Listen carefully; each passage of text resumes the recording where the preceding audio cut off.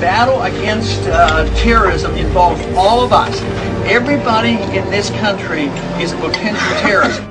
We don't even understand freedom anymore. We are a country that is headed towards socialism, totalitarianism, beyond your wildest imagination. I have to tell you, these Fema camps, I'm tired of hearing. You know about them? Sure. I'm tired of hearing them. I wanted to debunk them. Well, we've now for several days done research on them. I can't debunk them. I don't know anything about them.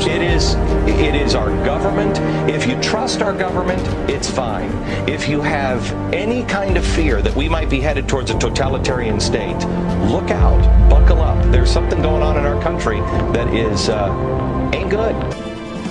FEMA plastic coffins, detention centres, armoured checkpoints and armoured military vehicles for civil purposes are well-documented facts. For the United States military claims stores of guillotines. The latest revelation of Obamacare sanctions death by guillotine, code ICD 9E978. However, Obama was only following... Obamacare is full of endless surprises.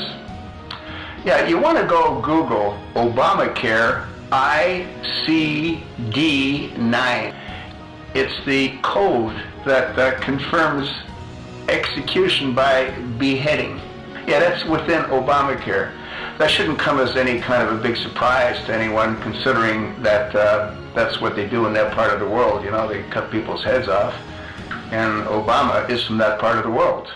And that's what he's got built into Obamacare. The guillotines show that Obamacare is not about American health care. It's about global health care. But it's not really health care. They've got to have some kind of a political structure so as to be able to kill anybody they want to in any nation on earth. They got to get every person on the planet involved, and health care is the best idea that they came up with because everybody's going to need health care sooner or later. So the guillotines are in there, and we know that the guillotines is implemented by the World Health Organization, which is international office of the United Nations. So this proves doubly that Obamacare has nothing to do about American health care. It has to do about global health care. America better wake up if we're going to live in this country with any kind of freedom and liberty. It's hard to miss. 60,000 pounds and 13 feet tall. The bulletproof armored vehicle is a hand-me-down from the military. It's part of a program where surplus military equipment is given to local law enforcement agencies. It's simply a way to move our officers around in a protected environment. Holly Lezzo calls it unnecessary. Specially trained officers who, in addition to their regular assignments, respond immediately to the most dangerous crime scenes. But IMPD is no longer using a part-time SWAT team. Its team has become full-time. Now to the battle over your Second Amendment right, with one judge saying Americans have no right to carry a gun beyond their own doorstep or their house.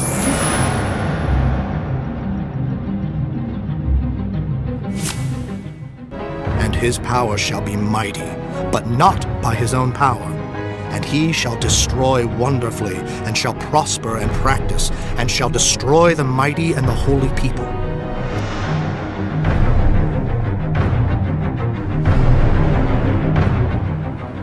And today, the president at a briefing with FEMA. As hurricane season begins, we have to remember that responding to a hurricane is a team effort. That the shelters are overpacked because people are losing their jobs. They're going from their apartments to homes to the city shelters. The city's homeless problem, however, is worse now than ever, according to a new report which says that nearly 115,000 people went homeless last year, including nearly 40,000 children. He was charged with violating Orlando's new city ordinance that bans feeding homeless people gathered in large groups. Like sleeping on a park bench, eating on sidewalks, or congregating in public spaces, all crimes. This would, in effect, criminalize homelessness. The regulations are so out of control that in cities all across the U.S., you now have to think twice before giving a hungry person anything to eat. Out there that has passed legislation that is criminalizing homelessness. City council members in Columbia, South Carolina, recently voted unanimously to give people on the streets the option to relocate or to get arrested. And they are actually arresting the homeless and shipping them to encampment centers. Shelter or prison for the homeless, looking at their downtown business districts, want to bring in people, but at the same time, let's look at addressing the root cause of homelessness, not criminalizing, the fact that someone, just doesn't have a home because they may not have the job, they may not have the money.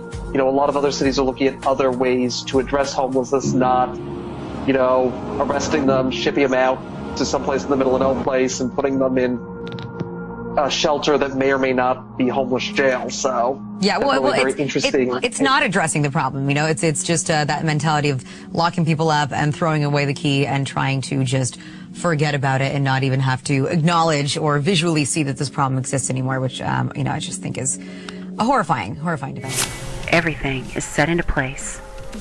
They've begun throwing the poor, the homeless, into the prison camps, the Fema camps.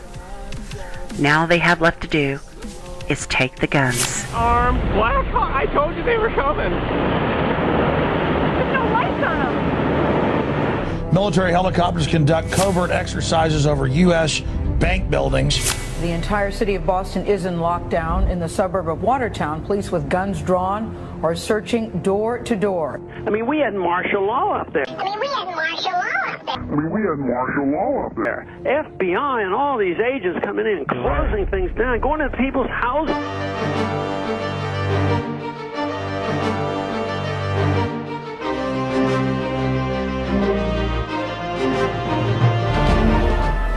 Those that didn't fit in Hitler's Germany had reason to fear. The Nazis allowed no opposition.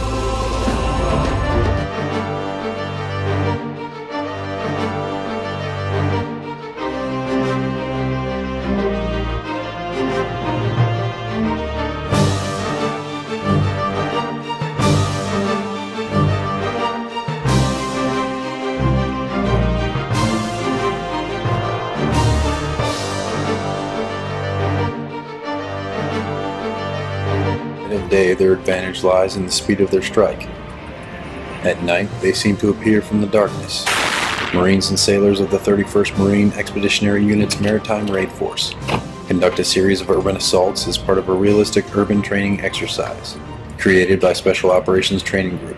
The exercise uses aggressors, improvised explosive devices, and high-value targets in a simulated community.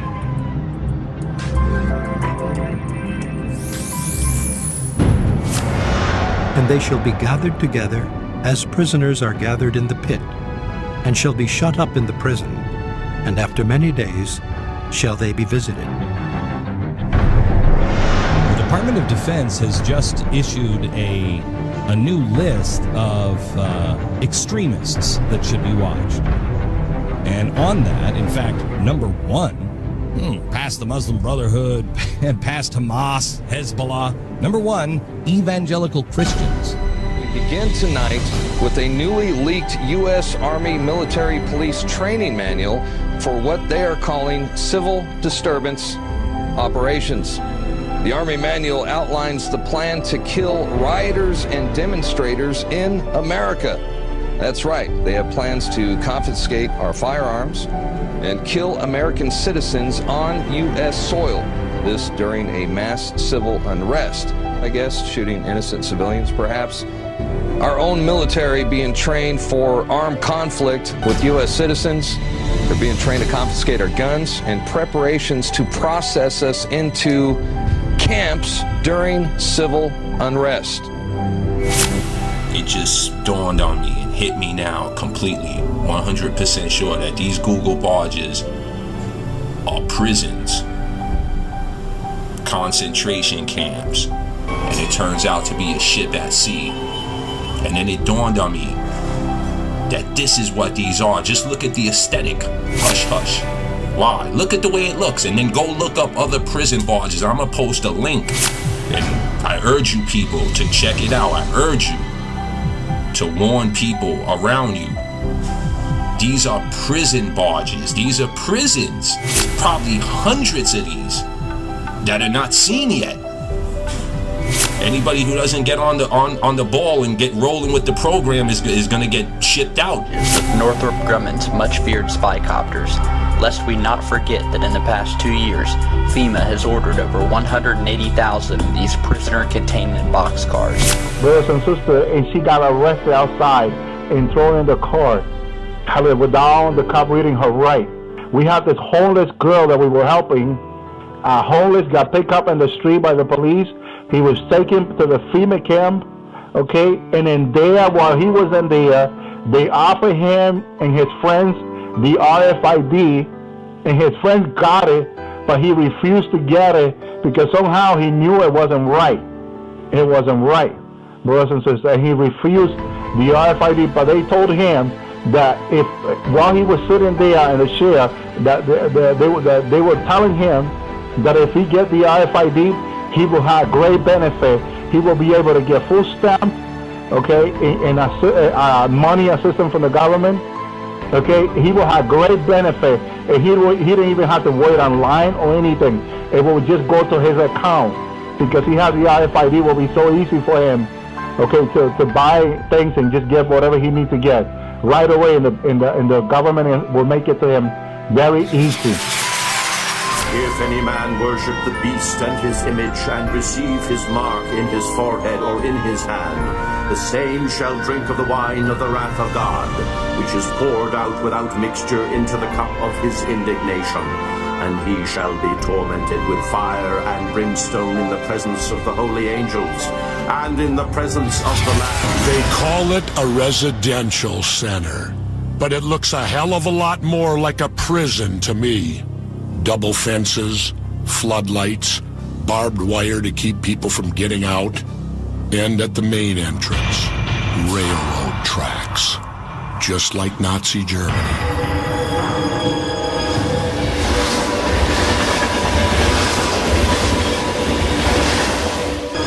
It's hundreds of thousands, plastic, coffins. So each one of those is a separate coffin stacked on top. There's probably, 20 to 25 per stack. And how many stacks? Literally hundreds of them. And you can fit 4 dead bodies per plastic coffin. It's basically a giant body bag. Tens of thousands of coffins. Officially, they're plastic grave liners. 7 feet long, 3 feet deep, with lids. The company that makes them says they're just being stored for people's pre-needs. Well, who in the hell has a pre-need for this many coffins? Unless they're planning a massacre. The bodies would pile up, the military would pile in, and the concentration camp gates would open. Co-sponsored says the use of the camps will be determined by the Secretary of Homeland Security. They're telling me there isn't one FEMA camp of these in the United States right now. There are not. Why is it in that bill? What is exactly in the bill? It talks about building FEMA camps, doesn't it? In that particular bill that we're talking about? What's the bill number?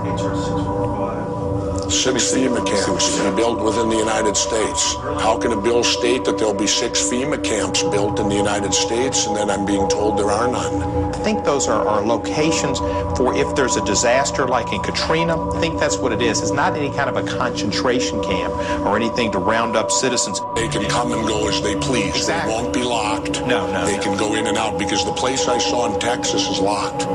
You can't go in and out of it. Well, it's probably not being used either for a couple of years. We have films of children playing on the swings and the slides and stuff, and this one technically falls under Homeland Security. Well, I don't know. I haven't been there, and I don't know who the children are, and the children are probably very happy.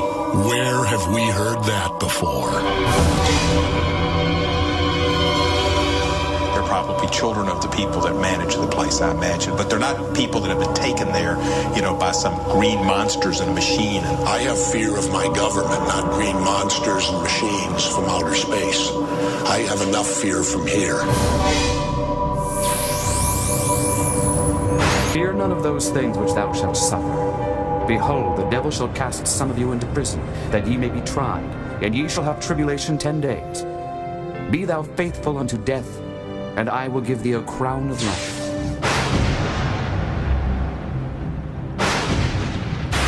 It's no surprise that the United States incarcerates more people than any other country in the world. If you look at the newest statistics, I think some of the findings are pretty jarring. In fact, we have 6.9 million people in the United States that are either in prison, 6.9 million people in the United States that are either in prison, on parole, or on probation. So let me give you the exact numbers. The number of people in prison or parole or on probation, that's 6.9 million Americans, exceeds the populations of the second and third largest cities, that's Los Angeles and Chicago combined, or the size of the next four, Houston, Philadelphia, Phoenix, and San Antonio put together. I'll be back. You will never see it coming. That I would bring about the biblical end of days. Is intensifying. It's expected to keep getting stronger. And because of that, the storm surge prediction is now up to 6 to 12 feet right near the path and just north of the path of the eye wall. Flash flood watches over inland areas, hurricane warnings in effect, Port Lavaca down to Corpus Christi and south of that. Here's the official forecast track from the National Hurricane Center, making landfall early Saturday morning. Look at this, it's a Category 3 storm. The first time we've had a Category 3 landfall, if it happens, since Wilma back in 2005. But then the problem after that is the system basically crawls to a stop and lingers over the same area for about 3 to 4 days or so. Now, in terms of how strong we think the hurricane's going to be, most of the computer models forecasting a Category 3 storm, a couple forecasting a low-end Category 4. That's a strong one. This is a look at the wind field with the system, and as it moves in, we're expecting wind gusts over 90 miles an hour, possibly over 100 miles an hour. That's late Friday night into Saturday morning along the coast of Texas. We shall propose further cooperative efforts between all the nations in weather prediction and eventually in weather control. We shall propose, finally, a global systems of communication satellites linking the whole world in telegraph and telephone and radio and television.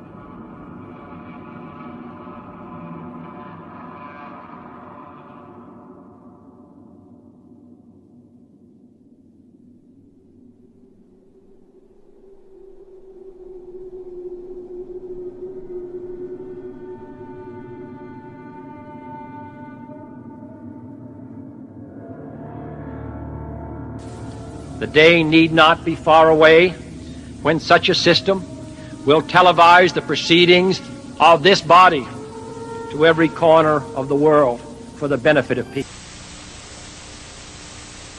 We're very concerned. We are working very hard. We have tremendous groups of talented people there. We've seen how the people of our country have reacted under this tremendous pressure and these horrible things that we call hurricanes. I thank you very much, everybody. Appreciate it. Thank you. Thank you very much.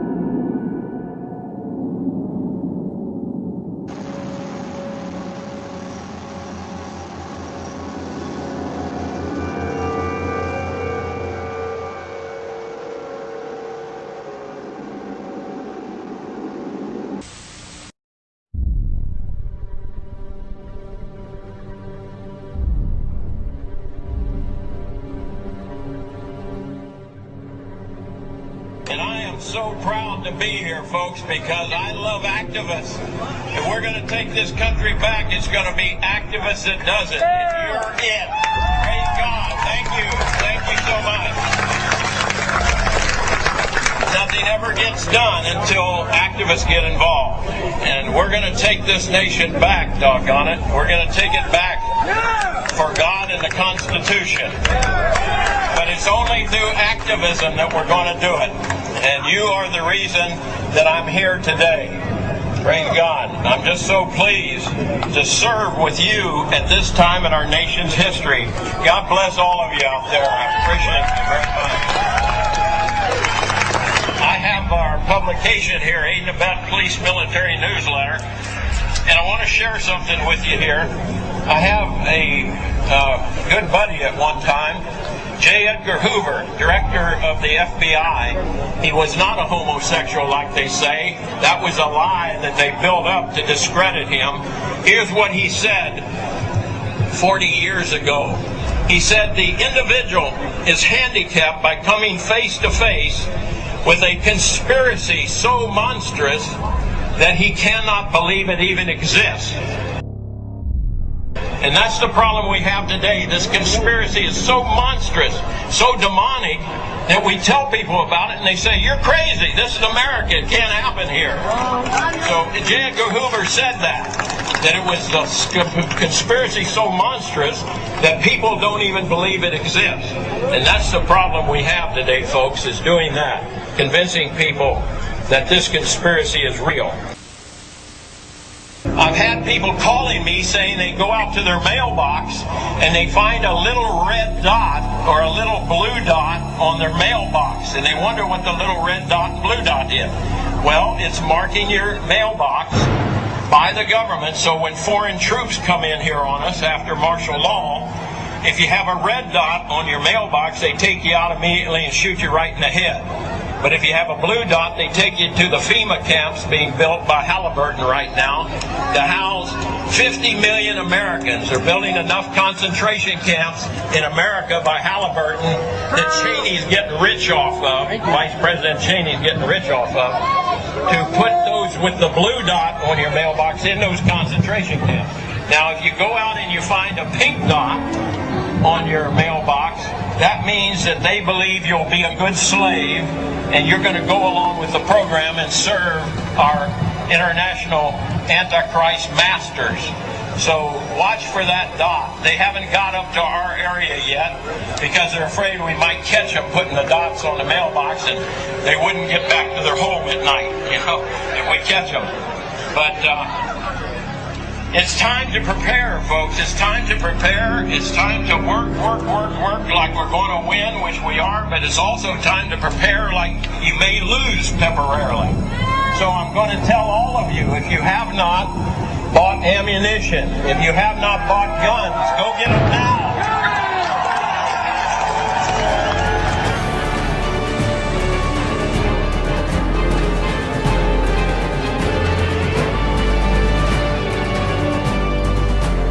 Beginning today, more than 1,000 American troops will descend across 7 Southwest states for a 2-month military training exercise named Jade Helm 15. It's expected to be one of the largest military training exercises ever performed on domestic soil. But Jade Helm 15 is being met with suspicion by a lot of folks who live in the areas where it's supposed to happen because of this military handout. The map shows 7 states involved and labels certain states like Texas hostile territory. All the Army really says is they are developing new warfare tactics in a landscape that resembles the Middle East. In the legend, it states that red is a hostile area. Now, why is the federal government calling Utah and Texas hostile? And that there are kill plans in place for everyone who's leaning hostile. Involves a night jump by paratroopers onto a military base outside San Antonio, where they are going to link up with the special forces who have already infiltrated on the ground. And that is the classic example of what the military calls forcible entry.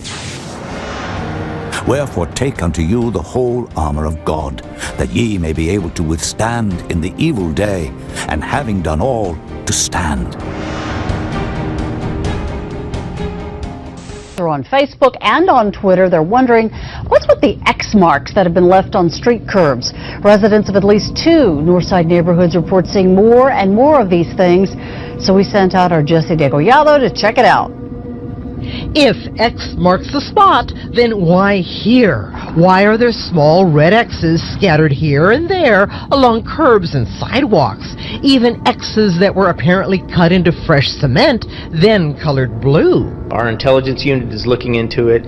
Our North Property Crimes unit is looking into it, and we also have our patrol officers in the area are well aware of the situation. So are they a way of alerting burglars who's home and who's not? It doesn't appear that there's anything sinister going on. Still, police aren't ruling anything out. Maybe they're markings for underground utilities. That is one of the prevailing theories that we're looking into, that it could be. Yet SAWS, CPS Energy, Public Works, and Solid Waste Management tell us they don't use markings like this.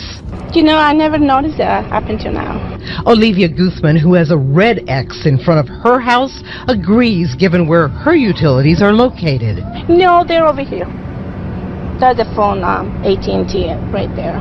Then why are they here? I would like to know why somebody will mark the front of my house. Now, SAPD tells me that this is not against the law, but it is trying to confirm whether a company was going door to door and then left these X's in front of houses that perhaps weren't interested in what they were trying to sell. Now, they also will be looking into whether the red X's and the blue X's are somehow connected.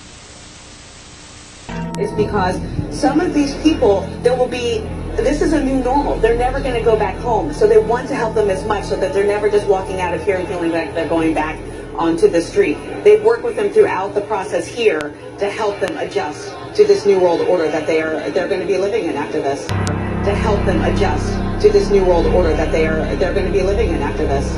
To help them adjust to this new world order that they're going to be living in after this. And I imagine there's so many questions, so much concern, and all of those people, it was almost like on cue when you're talking about the army of volunteers, a flock of nuns walked right behind you. I mean, it could not... All of this as well, what can you tell us? Let me introduce you to Danielle here. Danielle, you just arrived. Share with us how you were rescued. Some guys had called our phone and asked us where we were because we was waiting for the police for like 36 hours and they never came. And we was waiting at the home. We did the white flags and everything and nobody came. But then somebody had called the phone after we decided to leave the house and we had walked to the gas station with the kids. And then they had called and came and picked us up. But we had been there like 5 days with no food and no lights and nobody came. Now, you're with your children. We've heard of stories of mothers trying to save their children from the rushing waters. Can you tell us how that was? 4 feet of water to go get them food on the first day. Yeah, that's a lot of shit. But y'all sitting here, y'all trying to interview people during their worst times. Like, that's not the smartest thing to do. Like, people are really breaking down and y'all sitting here with cameras and microphones trying to ask us what the fuck is wrong with us. So I'm so and sorry, you really trying to understand with the microphone still in my face, with me shivering cold, with my kids wet, and you still putting the microphone in my face. Sorry. Rosa Flores, it sounds like you've got a very upset family there.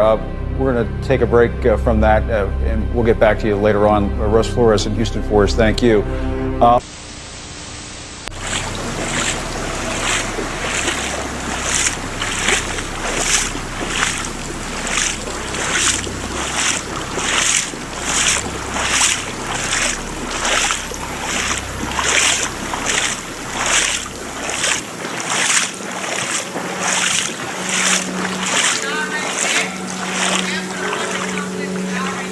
Yeah, them bitters gone.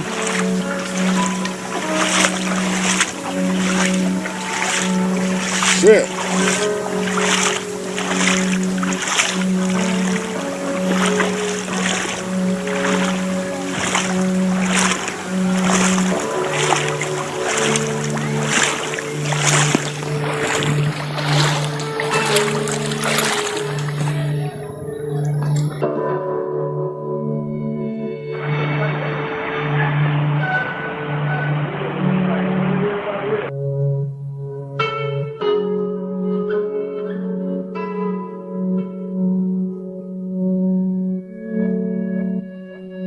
You done pumped her up, see? Hey, listen, you done fucked her hand up, she don't want me to do nothing. You fucked her hand up. did that. Who did that? You know, she did that. Now to a controversial bill resurfacing in Congress. The Fema camp bill allows the government to run at least 6 military installations when a national emergency is declared. These emergency centers would be run by Fema under the command of the Secretary of Homeland Security. A few years ago, a similar bill was presented in Congress, but it didn't go anywhere over concerns that the broad language can lead to sweeping, unchecked government power. Now, another version is back up for debate, and Bob English, a civil liberties activist and blogger, joins us now for more. Welcome there, Mr. English. Hello. So it didn't pass the first time around. Why was there resistance to it? Well, a fellow by the name of Lee Rogers began writing about it and raising some alarms, concern over the broad sweeping powers it would give the Department of Homeland Security, and it kind of caught fire and just died. It just died because people were afraid of what this could lead to. Exactly. There were concerns that there were parallels to the Japanese internment facilities in World War II that we saw, and for practical purposes, the financial mess was going on and there were other things to be dealt with at the time. Okay, so there were concerns over the vague language. It didn't pass. Now there's this new version of the bill. What's changed? Well, they took out the vague language so that the centers are specifically set up to house, shelter, even educate people for extended periods of time, but they are limited to that specific purpose. Okay, so of course this legislation is meant to be enacted in the event of an emergency. But what exactly does that mean? What is the definition of emergency, especially when it comes to this legislation? When would it be enacted? Sure, we have to go back to 1988 to the Stafford Act bill to actually get the definition of emergency, and this covers things like tornadoes, floods, hurricanes, natural disasters, but it also gives the president to declare an emergency to avert a catastrophe, which raises the issue of preemptiveness. Okay, but this also, this is, the goal here is to mobilize resources to have this plan to prevent a tragedy from happening, but also a reaction to it, right? Yes, a reaction, and that's where some of the concerns for civil liberties activists comes in, because it's a slippery slope. Once the government has this power and all these centers are set up, and it's at least 6, maybe more, probably more. There is a real potential for the abuse of power here. Okay, interesting. You know, we have this map that shows how the U.S. would be divided in the event of an emergency, if we can pull that up there. There it is. So this is how the U.S. will be divided into districts. You see 10 of them there. This is according to the National Emergency Center establishment. Can you describe what this map is? What exactly does that mean? I mean, it doesn't really make sense in terms of states as we know them. What is this classification system? What are the purposes? It doesn't look like the map that you and I saw in elementary school. Not at all. Effectively, the U.S. has been cordoned off into these different districts. And so these new emergency centers will be spread out throughout the United States in most of these eventually. And it gives FEMA and the Department of Homeland Security jurisdiction over what goes on in these places during a time of emergency. Okay, I want to go into what, because this act does make some specific examples, some exclusions, set some limitations, I should say. So the National Emergency Center Establishment Act, what it does not do, it does not authorize any federal officer or employee to force an individual to enter a national emergency center or prevent an individual from leaving a national emergency center. So, Bob, it looks to me like there are some safeguards there. If you don't like it, you can leave. Well, I'd like to think so. And this was actually one of the other things that was changed in this new version of the bill. They added this.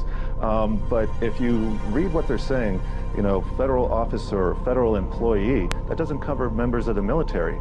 And since these are going to be installed in decommissioned and existing military bases, you're going to have people from the military there. So that doesn't cover members of the military. And since these are going to be installed in decommissioned and existing military bases, you're going to have people from the military there. So I would think they will have people, namely the military, who would be able to force people to stay there or prevent them from leaving. Now, for civil liberty advocates like yourself and others like you that are worried that this could be a precursor to government overreach, what would satisfy what would make you more comfortable with this piece of legislation, I guess? Do you think that the language in it should be clarified, that it's not so vague so that it could be interpreted and abused? Ideally, it would be withdrawn, but if I were forced to live with it, I would want the restrictions on keeping people in there to extend to the military and, in fact, to anybody, not let the states or even local governments have that ability. Okay, Bob, so we're talking about emergencies, we're talking about disasters, we're talking about chaotic situations where some order hopefully the goal there is to be established. And some are going to say desperate times call for desperate measures. So doesn't that ring true for natural disasters and cases like that? What do desperate people in the government do in those situations? Like I said, I think it's a slippery slope, and we don't really need people in power with these vast sweeping powers to begin with. In fact, underneath the bridge, and they were loading up with as many people. It's got to be dozens of people in the back of that thing. Gosh. They take them to a nearby Walmart, and then they take them to a nearby Walmart, and then the Walmart is where I guess metro buses or school buses will take them to the shelter. The question is, what shelter are they taking them to? Because I heard Tom say GRB is overcrowded or not overcrowded, but at the capacity they had planned for. So I think they're, I certainly have that question. I don't know if we've answered it. But that's what you mean when you say disorganized organization, because there is at least some kind of system. I mean, earlier we've seen reporters have situations where people come out of water like this, and it's late at night, and they're wet, and with their children and their pets, and they really have nowhere to go. At least they have a system where they're taking them to a Walmart where they can be inside and wait and figure out what comes next. Absolutely. I think the people I talked to, all, with the exception of one, they all were eager to go wherever the truck would take them. Interestingly enough, hours ago, as dusk set in, the Coast Guard helicopters and the National Guard helicopters had pulled away. I hear one. There's no way we can see it. It's too far off, but I heard it pass over, a military helicopter. I had talked to a sheriff's deputy earlier.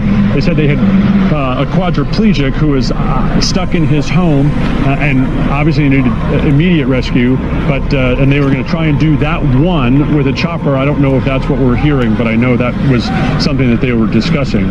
Well, Ted, in the meantime, it just continues to be these groups of people walking. Oh, as we watch these pictures, it's just, you know what this has turned into is a humanitarian crisis here, because clearly when you have a city that's paralyzed and then you have tens and thousands of people needing to be rescued and so many more at the shelters, and we're looking at pictures like this, even on the third day, nearly approaching our fourth day, we are dealing with the humanitarian crisis. It's only going to get worse, because where do all these people go?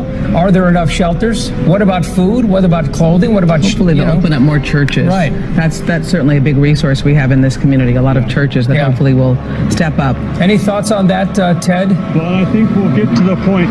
Well, I think Art and Gina will get to the point where I think we'll realize that we cannot shelter this many people in a city even the size of Houston because of the crisis that we are dealing with. Yeah. That our resources will be so strapped that we will likely have to accept other people's offer to shelter some of our neediest. Harvey's aftermath as they try to go back to normal. We take a closer look at some of the complications people are facing and how you can get assistance. Good evening to all of you. Welcome to 12 News Tonight. I'm Vanessa Holmes. And I'm Dejani Garrison. Thanks so much for joining us. In Jefferson County, temporary housing is on the way for residents displaced from their homes. FEMA will be providing disaster assistance starting tomorrow. Our Jackie Massey is live at the Red Cross Center at Thomas Jefferson Middle School in Port Arthur with more. Jackie. Vanessa and Dejanique, there's about 200 people inside this Red Cross shelter behind me at the Thomas Jefferson Middle School, but many of them may be moving soon because FEMA will be providing temporary housing for them, and many inside that I spoke to say this is a good thing. Many residents are displaced from their homes, like Terry Patio. She had several inches of water in her home in Port Arthur off 17th Street. She was rescued and now she's staying at Thomas Jefferson Middle School at the Red Cross shelter. Water was coming in and they had to get a boat and boat us out of there. About 15,000 homes out of 81,000 in Jefferson County received major damage from Harvey, according to County Judge Jeff Brannick. In the county, only 18,000 homes have flood insurance. Port Arthur Mayor Derek Freeman took to social media, announcing on Facebook that FEMA will be making disaster assistance available tomorrow. Yeah, that would be ideal. Yes, that'd be wonderful. I know a lot of people would really love that. I know I love it. I'm ready for that. According to Judge Brannick, 2 barges with apartments, which can hold about 300 people each, will be transported to Jefferson County for people who are living in shelters or who are evicted from their apartments. For people who are living in shelters or who are evicted from their apartments. For people who are living in shelters or who are evicted from their apartments. This is a picture of what the barges could look like, and Brannick says they could be located near the port of Port Arthur.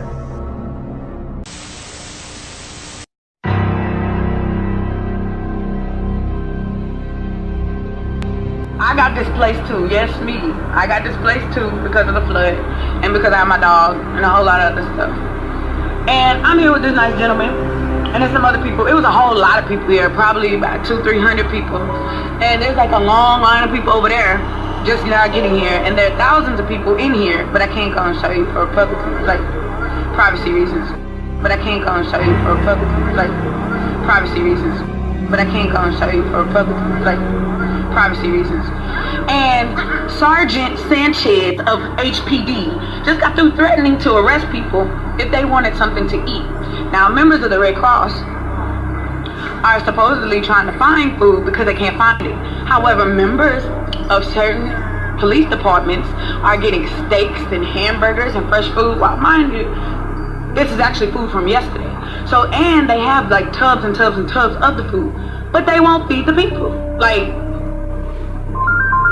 Like this shit is real. Well, you gotta be kidding me. You guys are gonna just look at this one. We got FEMA barges, ladies and gentlemen, coming to Houston. This moron, somebody, I think it was like a mayor or something, said they're like river boats. They're like river boats. They're like floating prisons, you moron mayor. Look at this, you guys. We got FEMA barges. And by the way, I heard they didn't even pass inspection. These things look like a jail inside. Port Arthur mayor clarified temporary housing situation for city. This guy right here, Derek Freeman, the mayor, posted a clarification to the temporary housing situation regarding the FEMA barges coming to Port Arthur. Mayor Derek Freeman posted a clarification to the temporary housing situation regarding the FEMA barges coming to Port Arthur. There will be 2 FEMA barges which will hold 300 Arthur. On his Facebook, clarifying about the barges that will be used to house displaced residents.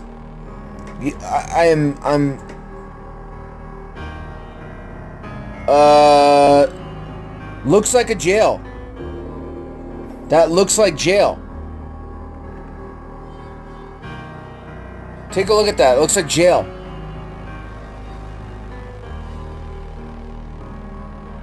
And they're floating on water?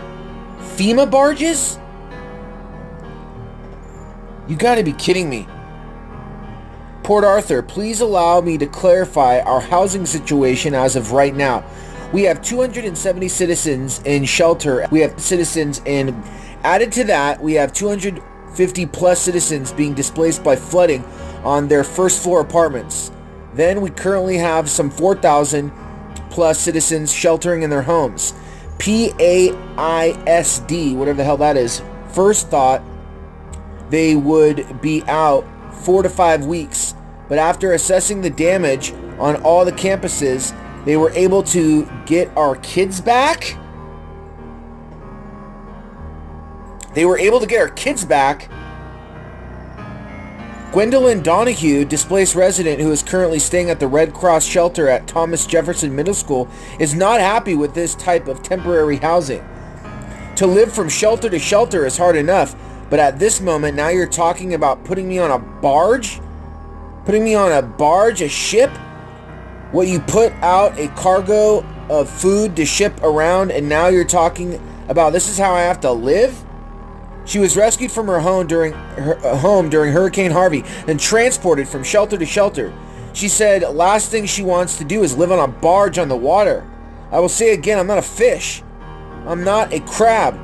I'm not a shrimp because I don't know nothing about being on a boat. I don't know nothing about being on a boat.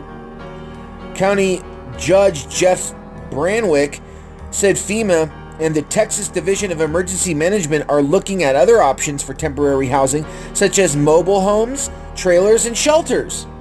No, they want to get you on those FEMA prison barges, take you out to sea and kill you. Oh, man. Officials are also looking into contract, because you know what? Then all of a sudden another storm comes, and the barge went down with the ship, we got a bunch of deaths. Oh man, I wouldn't step foot on these barges. Officials are also looking into contractors with the sheltering and temporary essential power program who will make repairs to damaged homes and could allow people to move back. Patricia Mooney, another evacuated resident, said she would not mind living on a barge. It's a nice place to regroup. Get yourself together, give it a try. You don't know until you try, said Mooney. Mayor Freeman said 3 meals a day will be offered at the barges along with laundry and satellite TV. And when another hurricane comes and basically flips over the barge, you'll be dead. But until then, you'll have satellite TV. You never know until you try it. Get on the barge. Officials are looking at different security options and are discussing the possibility of separating men and women on the barges.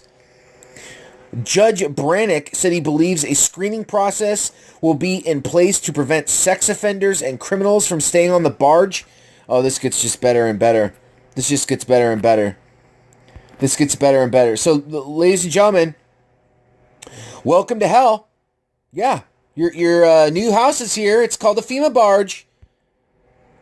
It's called the FEMA barge. And it's hell on earth.